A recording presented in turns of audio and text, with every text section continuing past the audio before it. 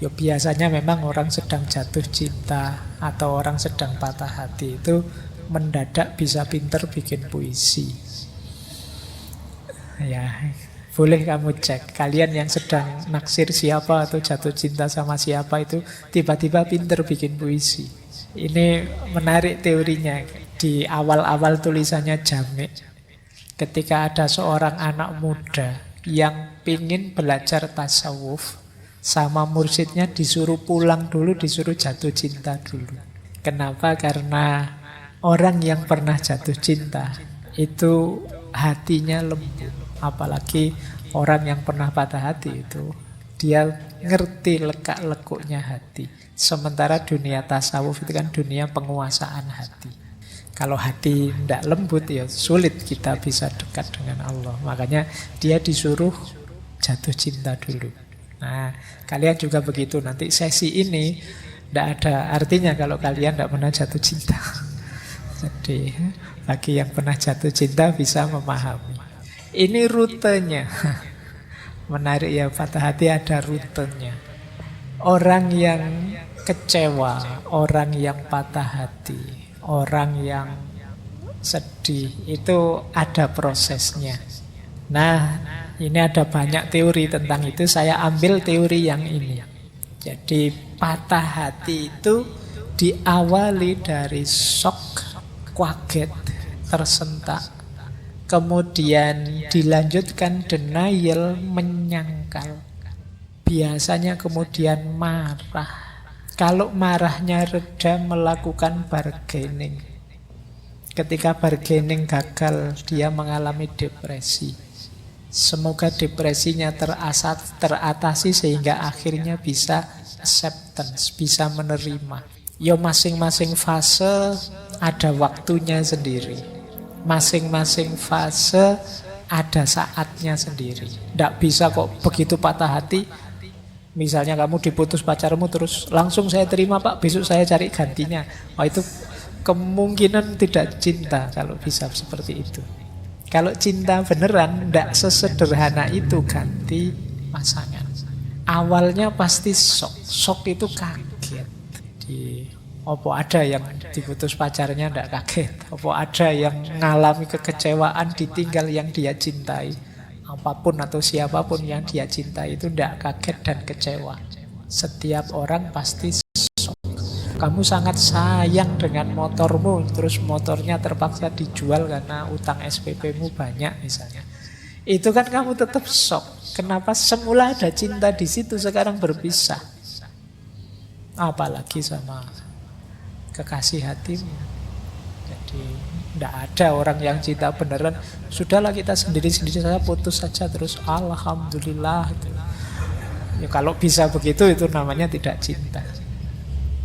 Cinta beneran pasti shock. Bahkan selanjutnya denial, menyangkal. Wong sudah jelas diputus, kamu masih enggak kok. Itu mungkin dia marahnya sementara, nanti mesti balik lagi kok. Jadi ini masih nyangkal. Ah enggak, ini mungkin hanya temporer saja. Ah enggak, ini nyangkal. Jadi enggak percaya aku, dia bisa jauh dariku, masih menyangkal. Padahal faktanya sudah jelas. Yo kayak kamu dapat nilai E terus kemudian wah, tidak percaya aku. Mungkin dosennya salah. Mungkin itu karena memang serangan pertama itu menyakitkan sehingga orang terus menyangkal. Tidak terima kalau dirinya mengalami rasa sakit itu, menyangkal. Nah, fase menyangkal ini bisa panjang. Enggak kok, dia mesti akan kembali lagi padaku, tunggu saja. Ini fase menyangkal. Sehingga kamu mungkin bisa berminggu-minggu, bisa berbulan-bulan menunggu dia kembali. Dan dia tidak kembali-kembali. Nah, kalau sudah begitu biasanya masuk ke fase selanjutnya marah, anger. Marah ini ya macam-macam bentuknya. Bisa dilampiaskan kemana-mana, bisa menggerutu, bisa dipendam saja. Tapi ada fase marah. Mengapa kok harus aku? Apa salahku? Kurang opo aku sama dia? Sudah habis bensin berapa liter aku nganter dia. Loh, itu marah sudah, itu kemarahan sudah. Kalau tadi menyangkal, begitu sadar dia ternyata benar-benar pergi, marah mesti. Itu fasenya. Itu kalau pasangannya terus nikah dan dia ada di fase marah ini, hati-hati kalau datang ke pesta pernikahanmu, bisa rame itu. Kalau fase denial mungkin masih dia agak menarik diri, tapi begitu marah itu pengennya melampiaskan keluar. Setelah marah biasanya ada bargaining. Dia akan mencari cara, mbok yo jangan pergi, wis kamu pingin apa wis. Mbok yo jangan berpisah, kamu perlu apa? Apapun yang kamu inginkan aku penuhilah. Itu bargaining namanya. Kadang-kadang kalau tidak bisa bargaining sama orangnya, kita bargaining sama Tuhan. Ya Allah, mbok kembalikan dia padaku wis. Saya tak rajin sholat lah mulai sekarang. Saya tak. Nah, ini bargaining namanya. Jadi kita kan kadang-kadang begitu. Ya Allah, saya tahu saya itu malas kuliah, tapi semoga saya lulus ya Allah. Janji setelah ini saya. Itu bargaining. Saya ngerti dia kecewa padaku, dia marah padaku karena saya kemarin khilaf sebentar, tapi semoga setelah ini saya ndak wis, saya janji ndak akan lagi. Ini namanya fase bargaining. Ketika bargaining ini gagal, lahirlah namanya depresi. Ini dimulai sudah fase stresnya. Fase gawat-gawatnya itu depresi ini. Kalau tidak terkontrol bisa efeknya besar. Hati-hati kalau sudah sampai fase depresi, cari cara, cari jalan untuk meringankan rasa sakit ini. Biasanya kalau sudah mampu menaklukkan depresinya, masuklah pada acceptance. Bisa menerima sekarang. Oh ya sudahlah, memang kalau harus berpisah, mau gimana lagi. Nah itu acceptance. Ini semoga kalian pahami ya. Semoga dengan memahami ini prosesnya bisa lebih cepat. Oh, aku ini ternyata di fase marah. Sudahlah, tidak usah panjang-panjang. Saya shortcut saja. Langsung saya terima. Nah, itu kalau bisa lebih bagus. Pasrah sajalah sama Allah. Saya terima apapun keputusannya, itu lebih bagus. Tapi biasanya fase ini entah sadar atau tidak kita lewati. Dari shock, kemudian menyangkal, kemudian marah, kemudian ingin bernegosiasi, kemudian jatuh kita pada depresi, dan pada akhirnya menerima.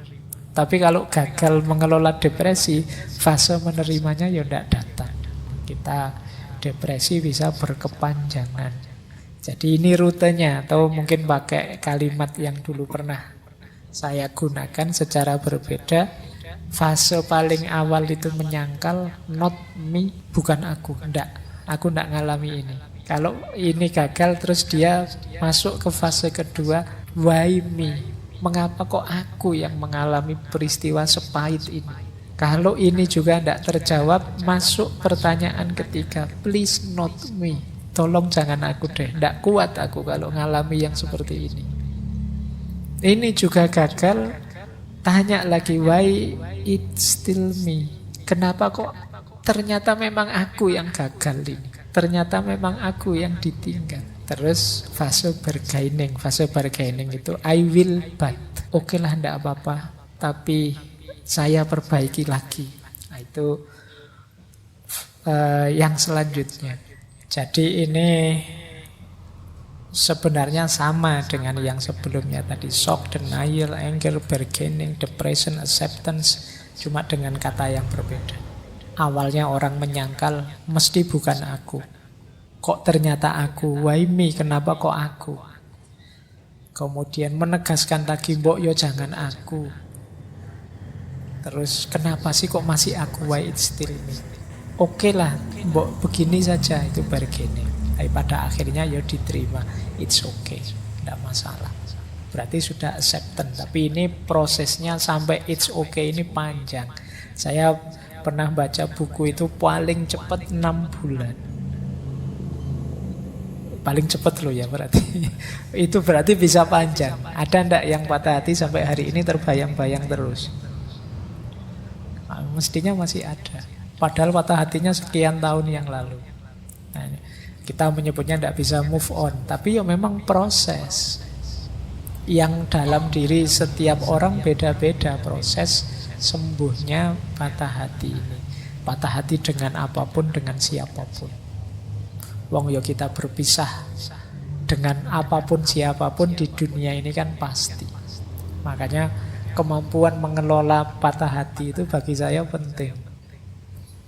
Mungkin saja kita tidak patah hati dengan pasangan kita, tapi pasti pada saatnya kita akan patah hati juga, berpisah juga dengan apapun.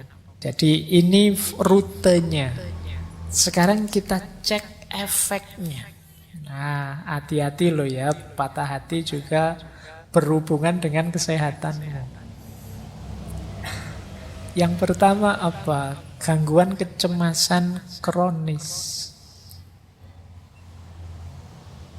Jadi tubuh kita ini punya mekanisme fight or flight.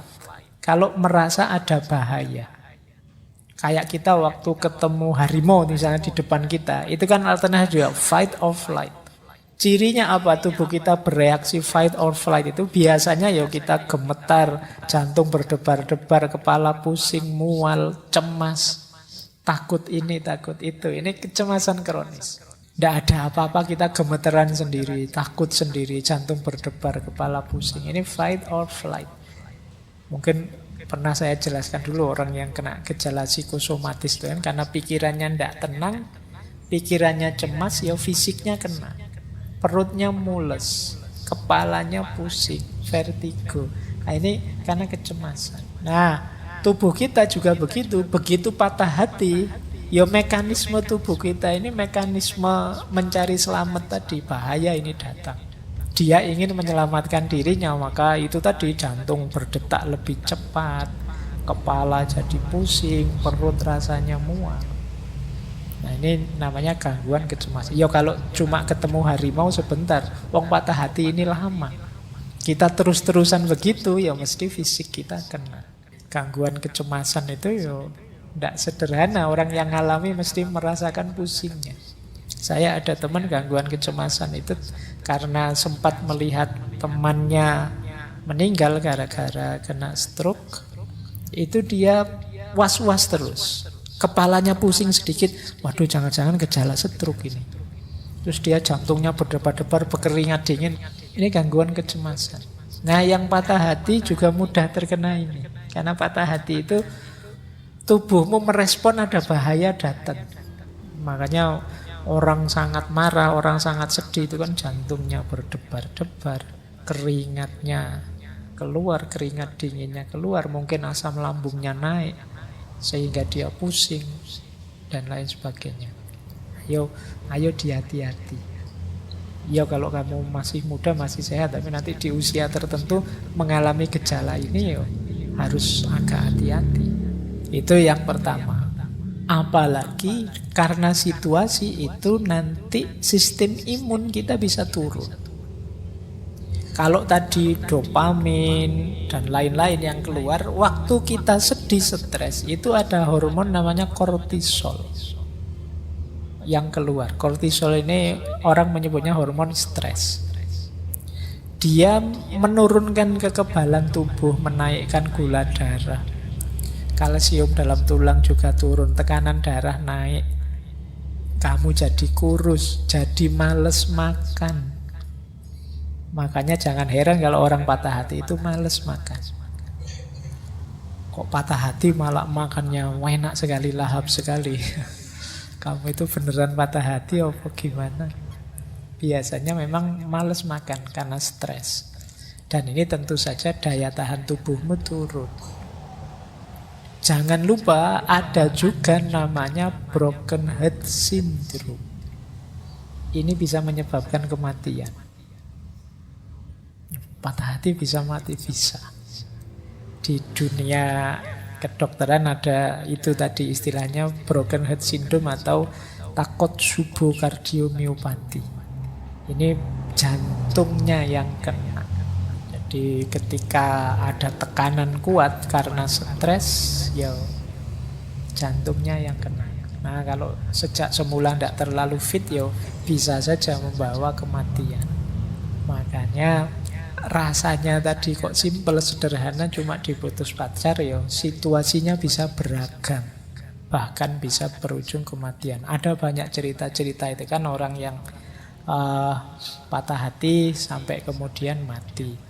Kayak Majnun, kalau diceritanya itu diceritain bahwa Laila sudah meninggal duluan, tiba-tiba dia terus meninggal. Kan banyak cerita-cerita itu, tiba-tiba meninggal para pecinta ini. Nah, itu mungkin karena ini tadi, broken heart syndrome. Ini efek di tubuh kita. Makanya saya bilang tadi, yuk kita dampingi teman-teman kita, saudara-saudara kita yang mengalami ini. Jangan diketawain lah. Jangan diremehkan, disepelekan. Sekarang kita belajar meresponnya, biar mental kita tetap sehat. Respon ini saya bagi dua, karena penting ada respon pada serangan pertama, awal, dan lanjutannya. Kalau lanjutan ini mulai tertib, tapi bagian awal lebih penting. Respon awal yang pertama apa? Itu kalimatnya menarik. Kamu hanya harus jatuh. Maksudnya apa? Berpikir yang ringan saja. Kamu hanya harus jatuh itu. Waduh, pacarku meninggalkanku. Alah yo, ditinggal pacar toh, ya tidak apa-apalah. Yo nikmati sajalah sakitnya, jatuh sebentar, yo nanti bangkit lagi. Kamu hanya harus jatuh saja. Syukur-syukur bisa ngatur posisi jatuh yang enak. Alah wong jatuh saja kok. Atau sadarkan bahwa ya memang bidang ini kamu gagal, bidang yang lain banyak kok. Wong cuma itu aja. Itu kalau bahasanya Gus Dur, gitu aja kok repot. Nah, itu kamu hanya harus jatuh kan? Ya sudah, nikmati saja sebentar, nanti terus ayo jalan lagi. Nah, kamu sedih kan? Ya nikmati sedihmu, terus ayo bangkit lagi. Kamu kan hanya harus jatuh. Nah, ya ini kalau diucapkan enak, cuma dijalani ya pening. Tapi ya memang rumus sederhananya itu. Biasanya yang nambah runyam persoalan itu kita mendramatisir. Sebenarnya bisa kok kamu hadapi, kamunya saja yang suka mendramatisir. Pak, pasangan saya itu segalanya bagi saya, Pak. Kalau tidak ada dia, dunia rasanya gelap, langit rasanya runtuh. Pasangan saya itu, kamu mendramatisir. Iya, tapi kan sekarang kamu ditinggal. Ini kan sederhananya kan itu. Faktanya kan itu. Jadi yo hadapi itu. Fakta konkretnya kan ini. Makanya hadapi, jangan menghindar. Nanti tambah lama sembuhmu kalau kamu menyangkal terus. Wong kamu cuma harus jatuh kan, ya sudah jatuh saja terus bangkit lagi. Kemudian jangan lupa perhatikan dirimu. Jangan melakukan apapun yang merusak dirimu. Berarti apa? Akal sehatmu harus hidup. Terus yang keempat, penting juga, sudahlah tidak usah terlalu dibahas yang salah siapa. Tidak usah menyanyi ini salah siapa. Biarlah yang lewat sudah lewat. Bikin cerita yang baru. Lupakan, maafkan. Pak enak saja ngomong, ini yang sakit yang nanggung lah. Yo ini tipsnya. Jadi biar kamu tidak sakit. Kalau respon awal selamat, biasanya karena lepas kontrol itu di awal. Kalau sudah, ayo disembuhkan pelan-pelan. Nah itu baru respon lanjutan tadi. Respon lanjutannya apa? Beri dirimu waktu. Tidak apa-apa kok, butuh waktu. Ya diikuti prosesnya. Kadang-kadang kita yang agak mempreser mereka, ayo segera lupakan, segera. Oh, tidak segampang itu untuk bisa melupakan. Ya kalau amnesia, kalau masih sehat tidak bisa langsung melupakan, tetap teringat terus, tidak apa-apa. Beri waktu dirimu, tapi jangan berlama-lama. Memang tidak mungkin bisa langsung lupa. Lewati penyangkalan tadi ya, berarti sudahlah, tidak usah menyangkal lagi, diterima saja. Dan berhenti bertanya mengapa itu terjadi. Terus maafkanlah. Selanjutnya apa? Teringat tidak apa-apa, tapi jangan diingat-ingat. Beda ya, teringat dengan diingat-ingat itu. Diingat-ingat itu berarti sengaja mengingat. Ya kamu tambah sakit nanti. Tapi teringat pasti iya, wong namanya pernah punya banyak kenangan indah, ya mesti saja teringat. Biasa saja, tidak apa-apa. Dia datang silahkan, mau pergi lagi silahkan, di pikiran loh. Pak, kok saya teringat dia, ya tidak apa-apa, diikuti saja. Nanti pada saatnya ya lupa lagi, nanti kapan datang ingat lagi, lupa lagi, biar saja. Tapi jangan secara sengaja diingat-ingat. Kelihatan kok secara sengaja mengingat-ingat. Jangan-jangan kamu tiba-tiba stalking Instagramnya, ngecek YouTube-nya, ya kamu tambah sakit nanti. Kalau ke situ-situ lagi, jangan-jangan dia posting sama pasangannya yang baru, wah tambah sakit lagi kamu. Kamu tidak berani posting pasanganmu yang baru, kamu tidak dapat. Atau yang kamu dapat levelnya di bawah yang tinggal kamu, misalnya. Sudahlah, tidak usah dipikir lagi, tidak usah mancing-mancing ke situ. Kemudian tetap merasa berharga, jangan minder, menjatuhkan value tadi sampai ke level FOS yang paling rendah, merasa dirimu tidak berharga. Engkau tetap berharga, dia saja yang tidak tahu hargamu.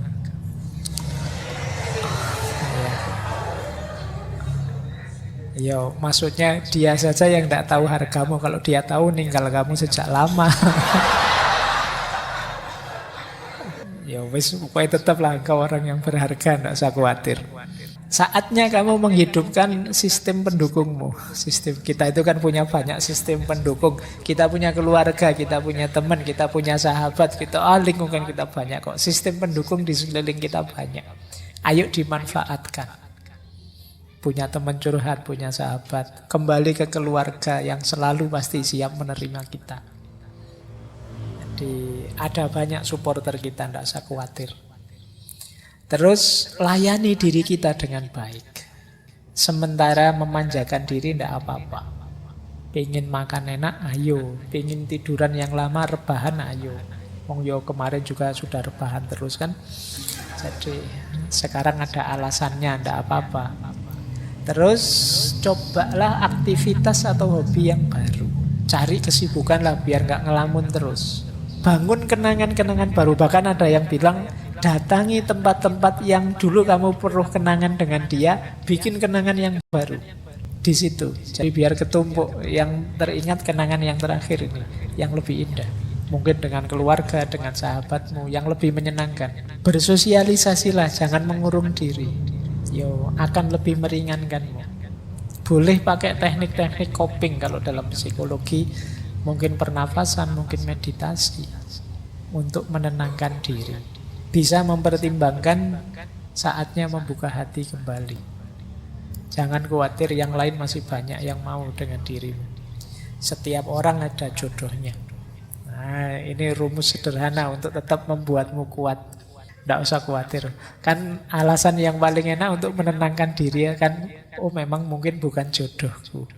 Itu paling nyaman. Kita bersandar kembali ke Tuhan. Kalau Tuhan tidak menghendaki, ya mau apa? Sekuat apapun kita tanpa kehendaknya tidak ada apa-apanya. Nah, itu lebih ringan. Kalau memang agak gawat, misalnya stres, depresi, mau agak mengkhawatirkan, jangan malu-malu, jangan ragu-ragu untuk mencari konseling atau berobat ke ahli jiwa. Karena tadi loh, efeknya ternyata bisa besar untuk kesehatanmu lahir dan batin. Maka tidak apa-apa kamu mendatangi ahli jiwa. Jadi ini respon-respon ideal.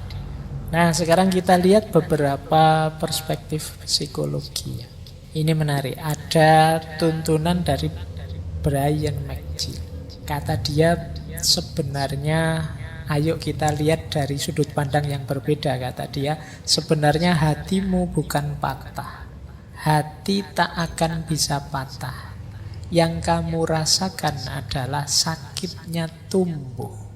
Hatimu tumbuh dalam kebijaksanaan, kelembutan, dan kekuatan, sehingga suatu hari nanti kamu bisa mencintai lebih hebat. Mari kita pahami secara berbeda. Ini persis pelajaran filsafat. Jadikan apapun jadi pelajaran, termasuk patah hati. Pelajaran itu berarti kita pahami dalam rangka kita tumbuh jadi lebih baik.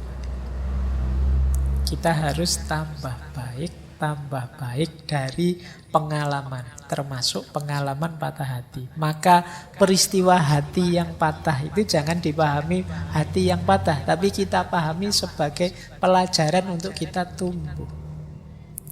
Sekarang aku tahu cara hidup bersama yang tidak mengecewakan pasangan. Sekarang aku tahu maknanya kesetiaan. Sekarang aku tahu caranya membahagiakan, menggembirakan. Itu dari hubungan dan juga dari patah hati. Tadi kita bisa belajar. Jadi katanya Brian McGill, yuk kita membacanya jangan hanya di aspek kekecewaan dan kesedihan, tapi kita membacanya di aspek pelajaran hidup yang kita dapat. Tambah banyak pengalaman, tambah matang kita menyikapi hidup ini. Nah, ini yang sulit diperoleh kalau hanya dari buku. Perlu kita dapat dari pengalaman.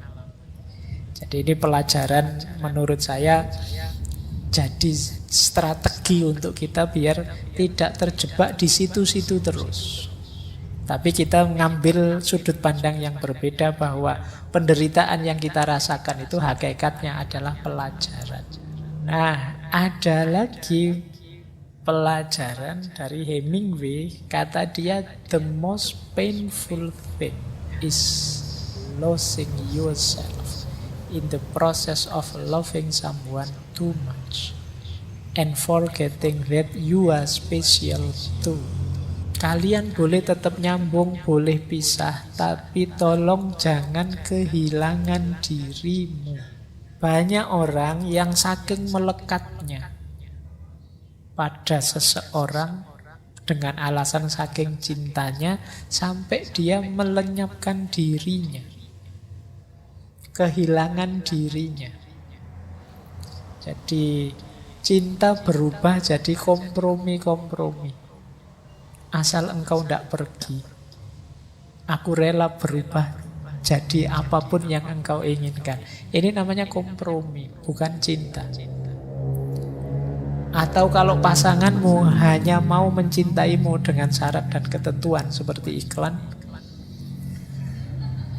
ya itu kan kalau iklan itu kan begitu. Aku mencintaimu terus ada tanda bintangnya di bawahnya syarat dan ketentuan berlaku loh. Itu bukan cinta, itu dagang. Jadi di antara kuncinya cinta itu bisa tegak, ya engkau jadi dirimu, dia jadi dirinya. Dulu kita bahas yang ini ya ketika kita membahas Khalil Gibran. Jangan lupa masing-masing kalian itu istimewa. Justru istimewanya terletak dalam perbedaan. Jadi kunci mencintai itu kan salah satunya ada respect, saling menghargai. Kalau ada cinta yang membuatmu kehilangan dirimu dalam proses mencintai itu, sebenarnya itulah the most painful thing, kata Hemingway. Itu yang paling menyakitkan. Cinta itu sebenarnya mendukungmu untuk semakin eksis jadi manusia, tapi justru cinta bisa melenyapkanmu. Nah, ini yang paling menyakitkan. Kamu tidak ada lagi. Kamu memasrahkan dirimu sepenuhnya pada yang engkau cintai, sesuai keinginannya, sesuai perintahnya, sesuai kehendaknya. Ya selesai, kamu kehilangan dirimu. Dan sebenarnya itulah yang paling perlu disesali. Ini kata Hemingway.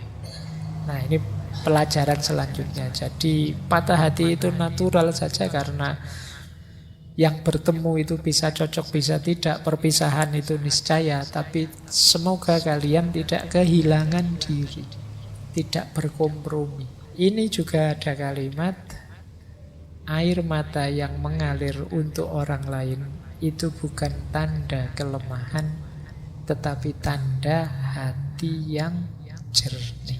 Jadi kalau patah hati tidak usah malu-malu, nangis saja tidak apa-apa. Justru itu menunjukkan ya kalian memang tulus mencintainya. Makanya ketika berpisah sakit. Ya yang cowok juga tidak usah malu-malu, kalau pengen nangis ya nangis, tidak apa-apa. Kenapa? Ya mosok kamu pisah terus ketawa, itu berarti tidak cinta, tidak tulus tadi.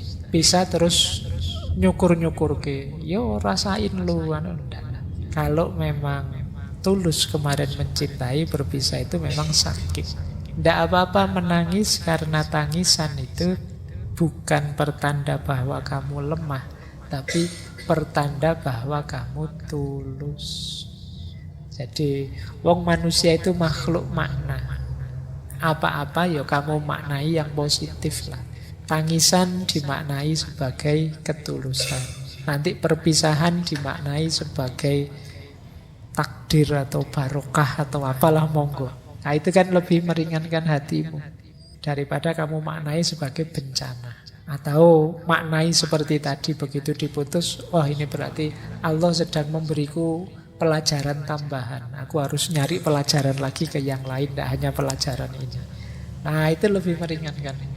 Quotes yang ini mengajarkan kita untuk memberi makna yang positif saja. Kata Josh Harris ini yang tadi punya quote sebelumnya, ada yang lebih menyakitkan dibandingkan patah hati. Waiting hurts, forgetting hurts, but not knowing which decision to take can sometimes be the most painful. Menunggu itu menyakitkan, melupakan juga menyakitkan. Tetapi tidak tahu mana yang harus aku lakukan, aku putuskan, itu biasanya kadang-kadang jauh lebih menyakitkan. Berarti apa? Situasi tidak jelas itu lebih menyakitkan. Kamu itu masih cinta padaku apa pingin pisah? Kalau masih cinta kok begitu, kalau pingin pisah kok begitu, tidak jelas. Aku harus melupakanmu atau menunggumu, itu tidak jelas juga, itu jauh lebih menyakitkan. Yang pengalaman mesti ngerti lah. Seperti apa digantung tidak jelas.